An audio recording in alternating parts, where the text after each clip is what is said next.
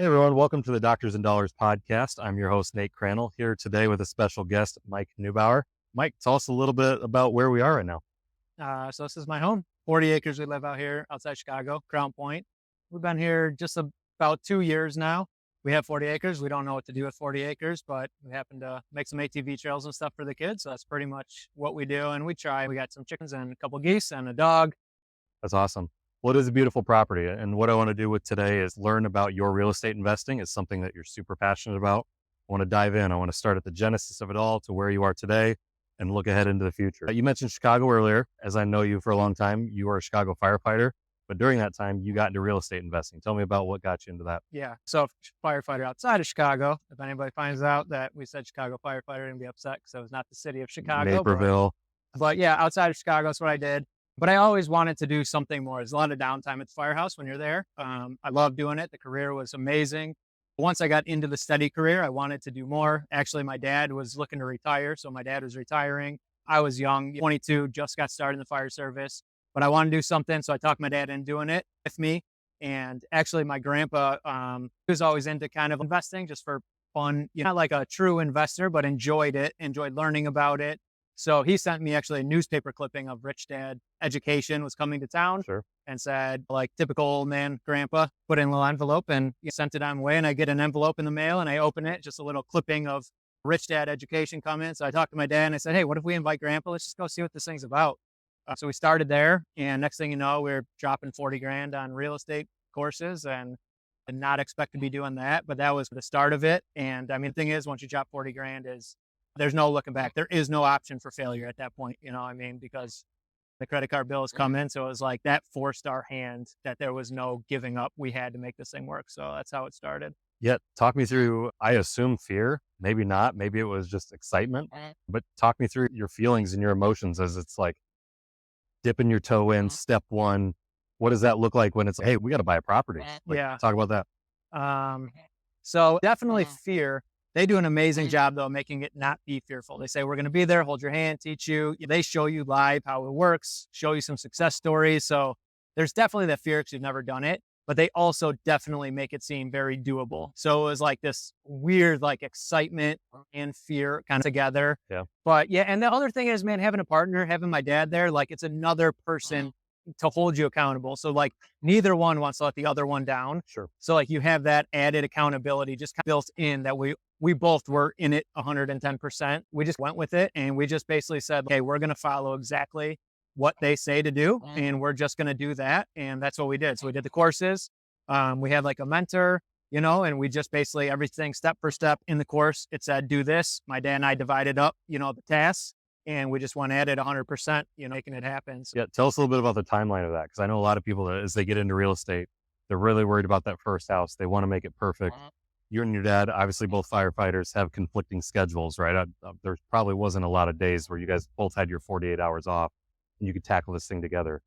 Talk about those first, let's say 5 properties. I know you guys started in single family. Talk about those first 5 properties and how overwhelming it was to conquer those first 5. Yeah. At first it was, people say, how long have you been doing it? I don't know what it was now. Like roughly, it's a little bit less than 15 years, but 10, 12, 13, somewhere in there. But I always say like that in full transparency, the first year was one house. I've been doing this for 10 years, but the first year was just doing one. So I actually had a friend that was a realtor. And so he said, hey, I got, and it was like during the crash, there's foreclosures everywhere. So the realtors, I got this foreclosure. It's a great deal. My dad was a firefighter in Bolingbrook, actually. So, hey, we got this one. My dad's there all the time. And he's like, on my off days, on my way home, I can take care of some stuff. I got a lot of connections through Bolingbrook as far as contractor stuff. So let's do this one. So that one did go as planned. We bought that one, we rehabbed it, and then we put a renter in there, and then we refinanced it to get our cash back out of it and went on to the next one. But that first one took roughly a year because so we put 40 grand on the credit card. We bought this house, basically cash, but I mean, it's borrowed money, home equity lines and cash. And we took like credit cards and took like the $10,000 cash advance and put all the money we could to buy this thing cash. And then, so we put a renter in there. A year later, now we're ready to refinance. We refinanced this to get that capital back out. Maybe we made like 10,000 or so on the refinance. We paid off all those credit cards and everything and then pulled a little bit out. And then it was on to the next one. So that process took about a year before the bank would allow us to refinance out, pull that capital back out. So it took a year to get that done. And then the next one, we said, we need to flip some properties because we need some capital. We can't just do this one house at a time. To get 20 houses, take us 20 years. Sure. So we went to flip the next property. And actually, the next property ended up being like a $15,000 loss. But I mean, we did learn a ton. The problem was we thought we would finish the basement to add square footage. We weren't really understanding the whole real estate game yet as far as appraised value, and the basement's not going to appraise as high. People, they don't look at a 2-story house the same as a basement finished below. But we basically over rehab for what the value could be. Sure. We had to get rid of that thing. It took like roughly a $10,000 loss on it as property number 2. But now we're 18 months in. We got one property that went well, one that didn't. And now we're kind of starting to find a groove here now, about 18 months in, as far as like, what are we good at? What are we not good at? How is this going to work? We learned a ton along the way. Really started to implement that BRRRR method that wasn't really popular. BRRRR wasn't really popular until the last 5 years, but you guys were truly implementing that. And that's probably something that you learned with those courses as far as how to get to the next property, how to get the next property out of after that. Yep. It's all about just recycling capital. You got only so much capital, and it's how quickly can I get the capital back to put it into the next property. For sure. So, you bet.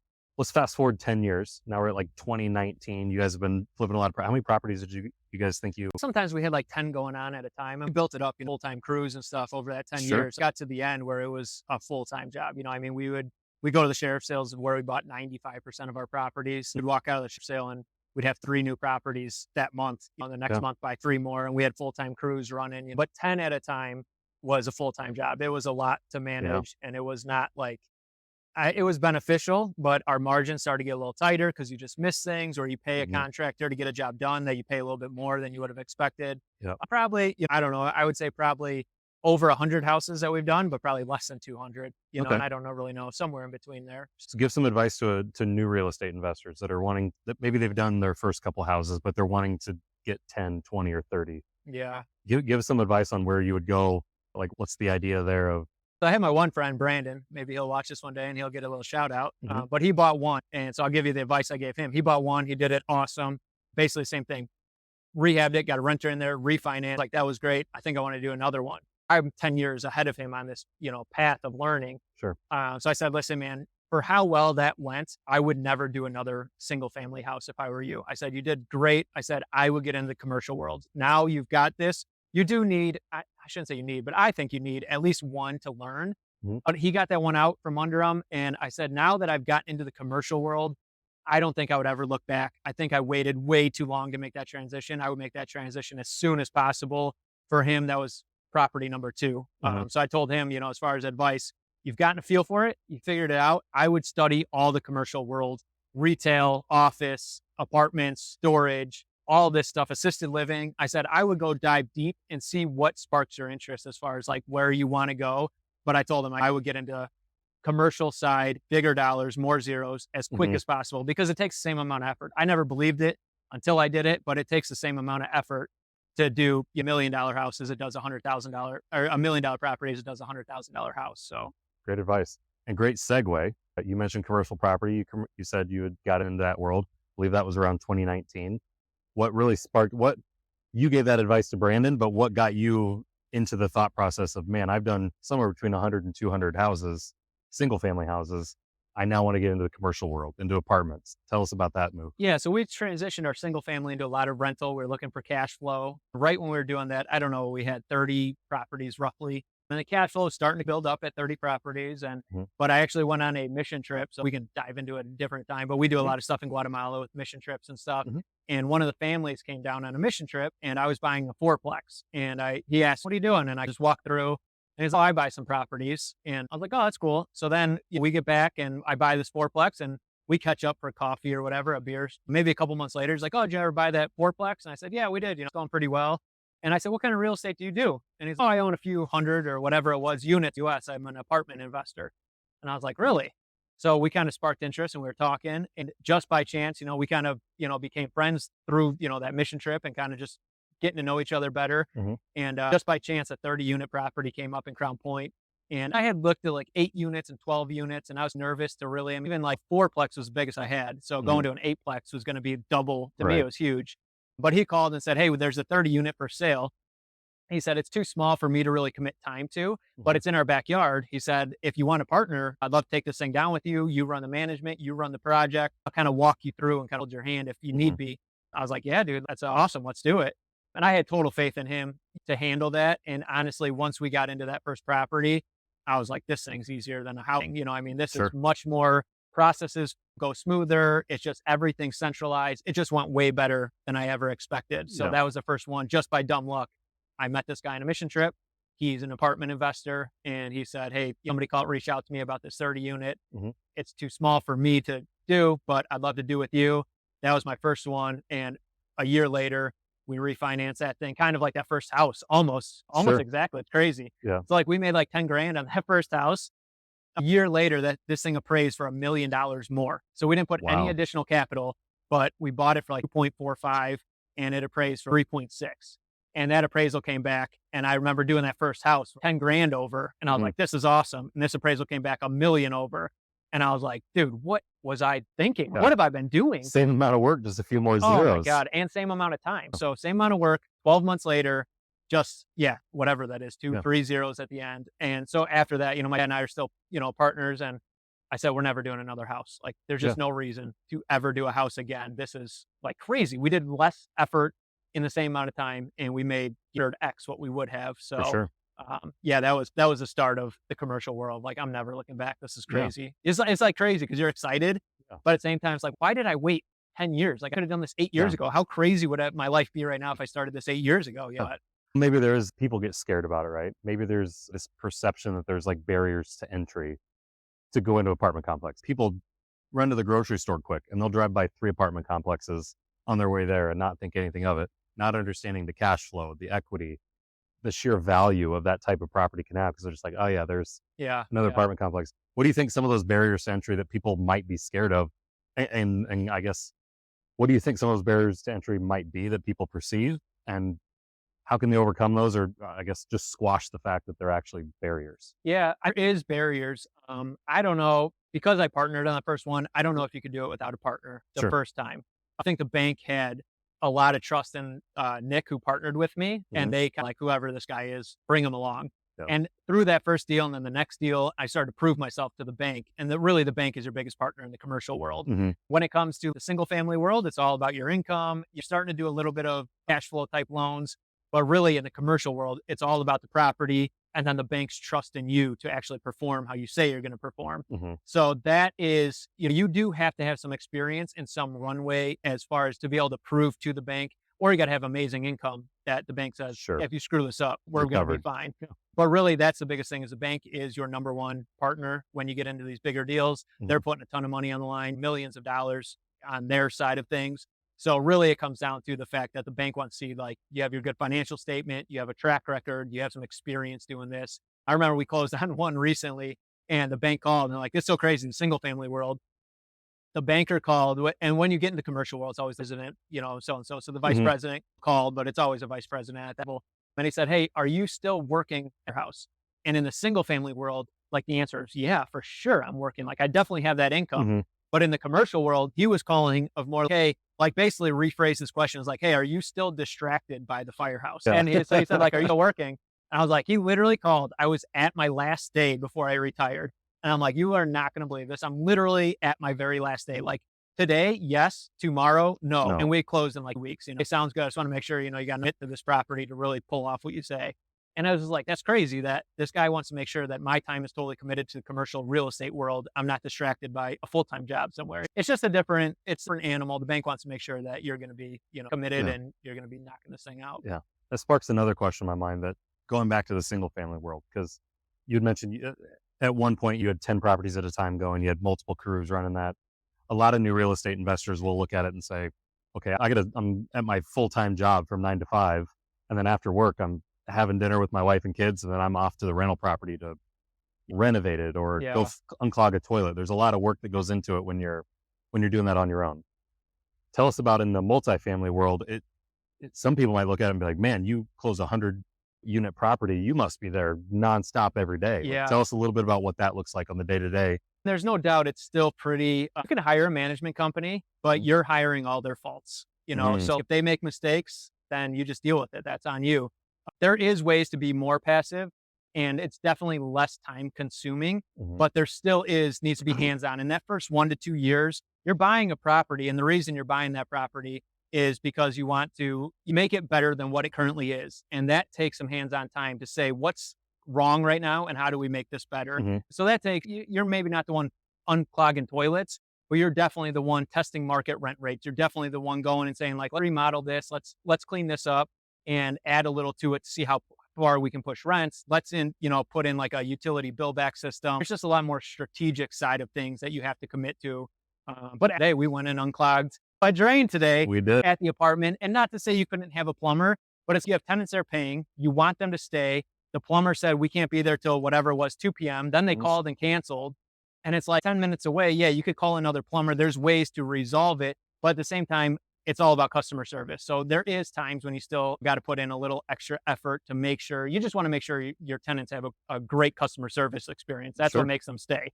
Because too, a lot of landlords don't give that experience. So it makes it nice because the bar is not very hard to hit, but that's not the norm. Like today going unclogged, that's not the norm. It's just a perfect sequence of events that people weren't available.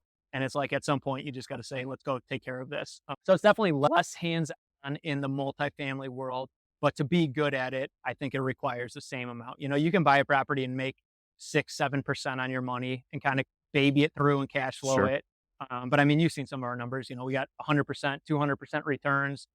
I don't think you could do that totally passively. I think you got to put some effort in and really be there to make sure everything's going exactly as planned if you want to double your money. Roll up your sleeves a little bit, get down in the dirt or the waste like we were in earlier today, for sure. So your first property was here in Crown Point, the one that you and I attended for a few hours today. And that's awesome. It allows you to get dirty. One of your properties that you bought after this one is down in Indianapolis. Yeah. So tell us about some of the automation, some of the delegation of duty that for investors that they don't want to be in their hometown investing. They do want to be nationally. They want to get into markets that offer more equity. Tell us how some of your strategies that you've implemented down in Indianapolis that have worked for you so that you're not driving 2 hours to get down there to unclog a toilet. So we'll go over those strategies. I will say all these strategies were built over 10 years of experience. You have to implement in the single family. So it is a little bit more difficult to just implement, first shot, buy an apartment. I'm going to put these strategies in place because the problem is you don't know what you don't know yet. So when like our biggest thing is you got to have the manager. We have a remote manager, but you need somebody dialed in on customer service that responds to things, knows how to get verification docs back, all that customer service. You also need a maintenance guy that's going to be super dialed in. And if you don't have any of your own experience, it's hard to know if this guy's dialed in or not. You don't know if he's lying to you. You don't know if the prices seem high, if the prices are low. You don't really have a clue what's going on. So it does have that experience. Now what we have is every property we buy, we have a dedicated maintenance. That's kind of our eyes and ears, our boots on the ground guy. He runs the show and 100% trust him to make the right decisions. Of course, we got to go follow up and make sure everything's going well, but he really runs the show. He gets a maintenance request. And it's one of our partners, we call it like the police officer and the firefighter because nobody likes to see a cop. Everybody likes to see a fireman.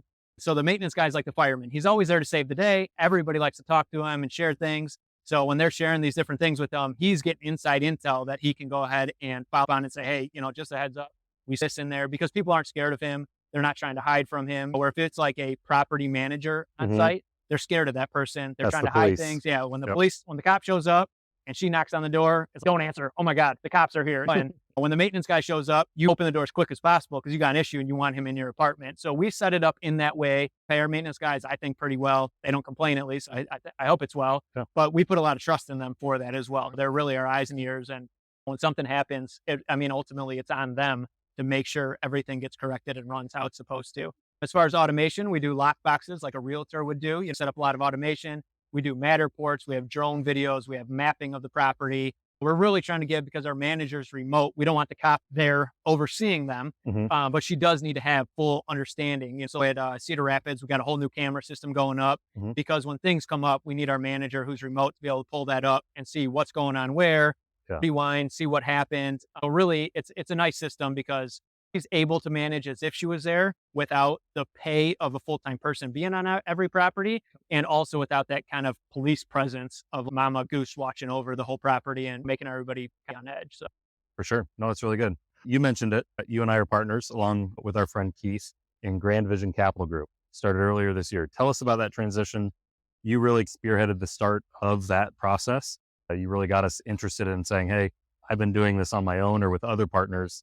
Really want to turn this into something that is balls to the wall, if you will. Yeah. But what sparked that? That was probably 8 months ago. You and I first started talking. What got us going there? Yeah. So the first couple properties were syndications. Like buying a syndication Yeah, is so when you're going to buy a property, nobody has just millions of dollars in their bank account and they go deploy it on a property. And really, nor should you, because the bank's going to say, we want to see liquid reserves. We want to see this.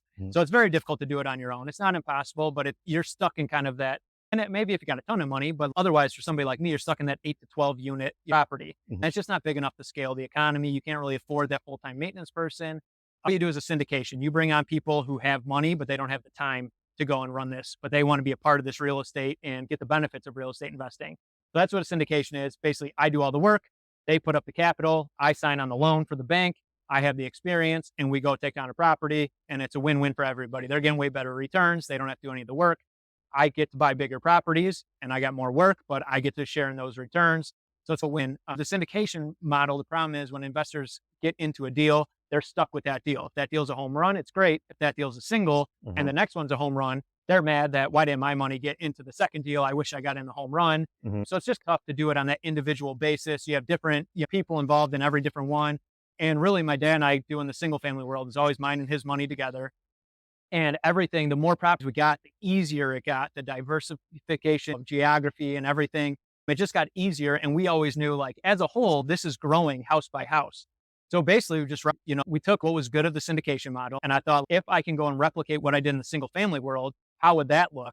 And so basically, that's the fund model, which is basically the investor involved in the fund. The fund goes and buys multiple instead of house by house. We're buying apartment by apartment. And now we're starting to diversify. And if you happen to be in on the single, you're also in on the home run. And in the end, whatever, let's just make up a number. Let's say like the home run's 100% return and the single is only 10. Well, you met in the middle somewhere around 50% on your money. And the goal is every time we hit a single, it's like, well, what from that? How do we turn that into a home run? And over time, we usually can do better, or we'll identify that in the next property. But all that growth and experience compounds into the next deal and your money keeps growing. So if you're an individual investor coming on one deal, and I hit a single, but I learned a ton, but now your money's tied up in this one deal. You might miss the next one's a home run for the next guy because I learned a ton on it, but you missed out on it because you're stuck in that one deal. So that's what the fund is put your money into a pool. The pool goes and buys a bunch of properties and you get the diversification and the pros and cons of all those properties combined into one. Hey everyone, I wanted to take a moment to talk about what I do outside of being the host of the Doctors and Dollars podcast. I'm the CFO of Grand Vision Capital Group. At Grand Vision, we work with high-income earners who make a great living, but still can't quite break through that true wealth ceiling. We utilize strategically chosen investments tailored for high-income earners. The question always at the forefront of our minds is, why wait for retirement to finally live when you can implement an investment strategy that will impact your life today? To be honest, most of the people we work with never even knew these options existed because their financial planner doesn't have access to these exclusive investments. So, if you're ready to finally turn your high income into real wealth, visit our website, www.grandvision.co, and hit the Take Action button in the top right corner to schedule some time with me. Or even better, connect, follow me on any of my social media accounts, shoot me a message. Now, back to the show. Yeah, you're really taking the old adage, like timing is everything. You're taking that out of the equation because that person that got in on that single, they're like, man, that timing was just not like Mike got a hold of me too early and invested in not the wrong property, but just not the home run property. Yeah, good news is like 10% return is a bad day. 100% is a good day. So you're going to land in the middle. So it's not terrible, but yeah, for sure. And it's kind of, the interest rates have gone through the roof. Well, if you got in when we were refining a property at 3%, like for the next 10 years, you got a super low loan that's going to go great. Or if you get in now, properties are at 7%. So you just can't time a lot of these things. And that takes that out of the equation, that market timing, because it doesn't matter. You got in on the 3%, you're also in on the 7%. And when the rates come back down, you're going to ride that wave too. So you get to be a part of all of it. It's like dollar cost averaging, stock market. You just keep buying stocks and sooner or later it evens itself out to whatever that average comes out to be, 8 to 10%, over the life. You're going to buy low and sell high. You're going to buy high and sell low sometimes. And it just kind of evens itself out, For sure. Well, yeah, as a former financial advisor, I always told people it's not timing of the market, it's time in the market. Yeah, there you go. And so really understanding, and I think that's something that we do differently than a lot of funds do, is we're in this thing for the long haul. And so I think investors that join us and partner with us on these properties, like you were talking about, 10, 20 properties, whatever it might end up being, whether they get in at number 2 or number 5 or number 10, there's going to be more properties after that versus the syndication models, that one and done Yeah, for sure. mentality. And you can do the one and done over and over again, and you can still, a good living and provide a lot of great returns, but just the longevity of it and the generational wealth that can be built with all those long-term things it's amazing. For sure. The other thing too that kind of brought me to the fund model is every time money comes back, a syndication closes, they get their money back, and they're like, all right, let's do this again. Well, You what made are you great doing? return. Yeah, what are you doing now? Yeah, and it's like takes a while to find a good property. It's not like I have one after another, just like Mhm. rolling in great deals. So that's a lot of times too. It's you give them their money back, and then it's 8 months before you find the next one, and it's okay. You had a great return, but now because it took 8 months, that return just sat as cash in your account, making nothing, and Mhm. now we got to redo it. But you lost 8 months of time. So the fund model takes that out. That money comes back, it recycles automatically. We have another property come in, and we Mhm. kind of keep rolling property after property. For sure. Yeah. So talk to us about Cedar Rapids. You mentioned it earlier. That was the first property, 88 unit Eagles Point, that we invested in Cedar Rapids. Talk to us about how that property came about, and the steps getting into that one in the fund model, how that was easier than the syndication you were doing before versus the fund model that you're doing now. Yeah.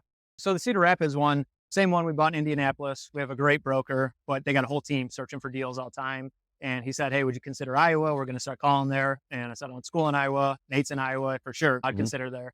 So he called and said, we got one in Cedar Rapids. I looked at it and I just identified really it comes from the seller was a big time apartment, company, but they do a lot bigger properties and they just kind of were, in my opinion, managing it like they're bigger ones, but the money flown in didn't justify all that management. And they had it for quite a few years, but really it's just a matter of some deals work well for other people that won't work well for us, and some work really well for us that wouldn't work well for somebody else. For what we do and how we implement our processes, this deal was like perfect for us because there's a lot of kind of old school ways of doing things that we're able to implement technology to take that out.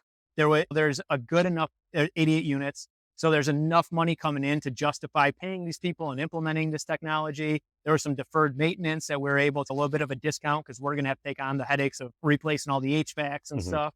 So this property just kind of fit exactly what we're trying to implement. Perfect. So we closed on that one. As far as the syndication and the fund, this was the first one of the fund. So we did have a couple people go the old school syndication model. We offered both options, but whatever, I don't even know how many it was, 90 some percent of the people, when we Mhm. explained the difference between the fund and the syndication, we're like, yeah, the fund is way better Yep. than going direct. And then, as you know, we're there, we met the maintenance guy, we interviewed a great maintenance guy, had a few things going on. And then the broker calls and he's like, hey, while you guys are there, take a look at this other one. The guy wants to sell 72 units down the street. So we go and look Yeah. at that one. And it was like, dude, this is an even better deal than Mhm. what we just closed on. So you talk about whatever Eagles Point, let's say it's a double. This next one they were closed on in 10 days from today now. Yep. But that one's home run. So it's like, boom, now we got two in the same town. Mhm. And the people that got in on Eagles Point aren't like, oh man, I wish I got on that one. It's just right They're into there. the next one. Mhm. They're part of all of it. So I'm glad that I think we did a good job of explaining the benefits and kind of like I put my own personal money via the fund and I could have went direct. I just shared my reasons of why I did that with the Eagles Point property, why I went in on the limited partner side as a fund person versus direct. But I didn't know this other property was coming. We had no idea. And it Kinda just fell in our like- lap, yeah, it honestly, definitely yeah. fell in our lap. But it's a perfect example of that. Like you just don't know. And you get the benefits of the real estate investing and it set yourself up that all of a sudden, man, something drops in your lap once in a while. And, Yep. we're there. So Yeah, and as the person within our fund and our company that's talking with potential investors or investors most often, I have a bunch of stories already, but the one where I had a buddy that reached out to me and wanted me to invest in a property a couple years ago, and I threw some money in, and it didn't really go well, and we were spending a lot of times there fixing washers and dryers, and just wasn't very comfortable. But to get into a fund model where it truly is passive for our investors, like they really don't have to do anything. We take all that work off their plate. Awesome, Mike. Obviously, this is the Doctors and Dollars podcast. We've talked a lot about single family investing. We've talked about syndication in the multifamily world. Now we're in the fund model of the multifamily world. With Doctors and Dollars, we talked to a lot of physicians. I'm spending a lot of time talking about two physicians about investing in real estate, good ways to do it, bad ways to do it, how it compares and contrasts with the investments that maybe they're currently doing. Tell us a little bit about why Doctors and Dollars came to be, why we're targeting doctors, and why physicians specifically this type of investment model works for them. yeah, so I mean the Doctors and Dollars, we could share a whole story about my accident and stuff, but we'll save that for another day. Podcast. Yeah. But I mean, as you know, talking to physicians, where we benefit people the most is like our specialty. What we do is multifamily real estate. Sure. And what we're looking for is people, there's other groups of people out there, other occupations, Industries, but not to that same level of positions. And where we benefit people the most is people who make a lot of money per hour worked, because we're doing all the work on the investing side. And the problem is when you make a lot of money in your current job, it almost doesn't make sense to do a side hustle and go learn real estate. Cause it's like you're making $10 an hour learning real estate versus whatever, hundreds of dollars performing surgery. It's like really taking a step backwards, and it's going to take, I would say 5 years minimum to learn. I'd like almost look at it as like a residency. Like when you start residency, you don't get paid a lot. You got to build those skills, learn it all. It's almost going to do a real estate investing residency. So Sure. learn and Great figure it analogy. all out, you know? So like the reason we focus on the high income earners is they have a very specialized way of making money and a very high dollar per hour. So when they go to work, they're better off going to work at what they already do, what they put the time in to be an expert at. And then the benefit is they can get all the same benefits of being a real estate investor. But our specialty, what we're very good at, is multifamily real estate. It'd be like, you know, why don't you perform your own surgery? If I got to go back to med school, I got to become a physician just to perform surgery on whatever, my son, like that doesn't make sense to do that. It's just the reverse of that. Like it just doesn't make sense to go and do that. Now, if you're making $30 an hour, yeah, maybe it makes more sense because your runway ahead is like, I make $30 an hour. There's no future of making $200, $300 an hour in my life. I'm stuck at 30. Real estate, you can make $200, $300 per hour worth of work. So maybe if you're making $30 an hour, you want to look and say, maybe I got to go cut my teeth and learn a different profession that really will pay a high dollar per hour rate. Like attorneys would be the same, $300, $400 an hour. They're not going to, it doesn't make sense to go do a $20 an hour job to learn how to make $300 an hour again. You're already making that. That's why we focus on the high income earners as far as people who already have a specialized skill. They make a ton of money per hour. They just need a way to invest that money better than standard 8-10%, throw it in a 401k, and hopefully one day I have 8-10% return. They want to get involved in the private equity side of things, into real estate investment. And, you know, that's what we're good at. And that's why it works well for them, is because they already make a lot of money per hour. They don't want to go again and get to the active side of it. So for sure. When I was a financial advisor, I worked with a lot of business owners. From a tax standpoint, deductions are a big thing. Depreciation is a big thing. Business owners, especially in the construction field, the building, things like that, you know, industries that I focus my time on. If all of a sudden they needed their accountant by early December was, hey, you need some more deductions to lower your tax liability, they'd go out and buy a $200,000 dump truck just to get it. I feel like physicians don't have that. They don't have the opportunity to take advantage of some of those things that maybe standard business owners do. Talk about some of the key benefits of passive real estate investing for physicians. Yeah. So first off, talking about the business owners, that's like, we talk to some business owners as well. And that's one of the things we tell them is typically same thing is you make a lot more per hour in what you do. If you have a way to reinvest in your business, that's typically the best option first, not to invest with us, because you have a specialized skill in what you do. You control it. You can do that. The problem with a physician and attorney, they don't really have a way to necessarily grow more patients. You can't take $300,000 and invest it like in more med training or like another you know, it's a very unique thing. They get paid per hour, where a business owner can go buy a dump truck that will produce more income. A physician, an attorney, somebody who's a W-2 employee doesn't have that same benefit to take 300 grand and invest it in themselves and guarantee a return for themselves. So they have to find alternative investments outside of what they currently do. The biggest benefit, you know, so on the other side, is when a physician, for example, they're in a high tax bracket. Granted, you know, I'm not CPA, but it's just the way I see things. But they're in a high tax bracket. So every dollar they make is additional. They're getting paid that tax. Let's just say they're paying 30% tax. Pick a number. They make one more dollar. They only get 70 cents of that dollar. So let's say they make, you know, they make more than this, but let's say they make $100 per hour. They're really only making $70 per hour because Uncle Sam is making $30 per hour every hour they go work. For sure. So the problem is when you go and you make income in addition to what you currently make, you're getting taxed at such a high rate, you're really not making those returns. Same thing, if you make 10% on your money because you buy and sell a stock and you're super excited, you made 10%, you really only made 7%, 30%. These aren't exact numbers, but you get the in general. The nice thing with real estate is there's depreciation. And although you have special things to be able to offset their W-2 income that some may qualify, some won't, depends on their situation. The nice thing is typically that money we're building, the appreciation, the cash flow, we have enough depreciation, which real estate, a way that says a building is itself is kind of going down in value per the tax code. So there's enough depreciation to offset that. So even if we make $20,000, $30,000, $500,000 in real estate, when we make that $500,000, the depreciation is offsetting that. So that doesn't flow through to your tax return and say, hey, you made $500,000, you owe us tax today. It doesn't work that way. So you're taking kind of income below the, it's set up that way. The IRS obviously knows that they made the rules, but the income you make is not taxed the same as if you go pick up another shift. You make $300 an hour. It's just not taxed the same way as it would be in a real estate. And that's the biggest benefit is they want to make more money, but you don't want to make more money to pay 30% of it back in taxes. Exactly. So how do you find an investment, which there may be something else out there, but obviously our specialty is real estate. So that's really the only one I know of. How do you find an investment that makes you more money without increasing your tax liability at the same time? And that's what real estate does. And that's why it works really well for physicians and really any W-2 employee, 1099 employee, somebody who actually gets a paycheck and then pays taxes at the end of the year. They need those types of investments. That's awesome. To wrap up, I mean, obviously this is our first episode of Doctors and Dollars. This was just the start of many. Really from here forward, we're going to be interviewing and talking to a lot of physicians, different specialties in different areas around the medical community. Wanted to kick it off with Mike though. Mike, what's next for Grand Vision Capital and what do you see next for Doctors and Dollars? Doctors and Dollars, man, I don't know. I'm excited to be the first guest. So see what you do with this thing. Taking this thing to the moon. Yeah, it's fun. Yeah. I'm excited to see where that goes. As far as Grand Vision, we're going to close on this property. We talked about, we really want to get these first couple properties under our belt. We want to show the investors exactly what kind of returns we're getting. We're implementing a lot of stuff. It's awesome. This next property is in Cedar Rapids. We're taking down 160 units, like that in Cedar Rapids. So that's awesome to be able to implement these systems and really build out our processes in Cedar Rapids. And then now we'll start, Keith's going to be looking for the next property. We'll start kind of identifying. We have our flow. We've built this out. We've proven it now, and we'll get to go again on these two properties. And now, refining the next property and doing more investors and just getting ready for that next one. And have been, dialing in that, the investment side of things. And who knows, man, maybe we'll get a call today and another one to fall in our lap. We have no idea, but there you go.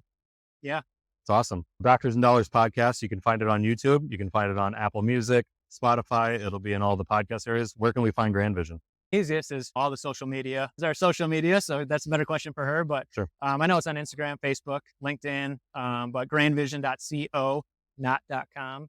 But grandvision.co is probably the easiest way. And I think there's like Take Ever if somebody wants to talk to you. But you bet. Yeah, I'm easiest. So we got the Physician Summit coming up next year. Yeah, tell us a little bit about that. So that'd be fun. That's going to be more, obviously we talk to a lot of people and kind of, that's our chance to talk to multiple people about very specific hands-on approaches to saving money on taxes, getting better returns in investing, things like private banking, really kind of wealthy do minimize their taxes and set up their estates for the future and really kind of transition like what we call taking that income and converting it into like true wealth potential. Yeah. So we do a lot of talking people one-on-one, but it's very hard to do that in a Zoom setting to really kind of broadcast. So that's our chance to bring a lot of people in. I don't know, we're going to have 300, 400 people there and really share those details, open up a lot of question and answer for people to really, we can touch 300 people versus 300 individual phone calls one time. So it's going to be in Chicago, awesome. Just kind of share some of the behind the scenes and really hands-on action steps of how to do this.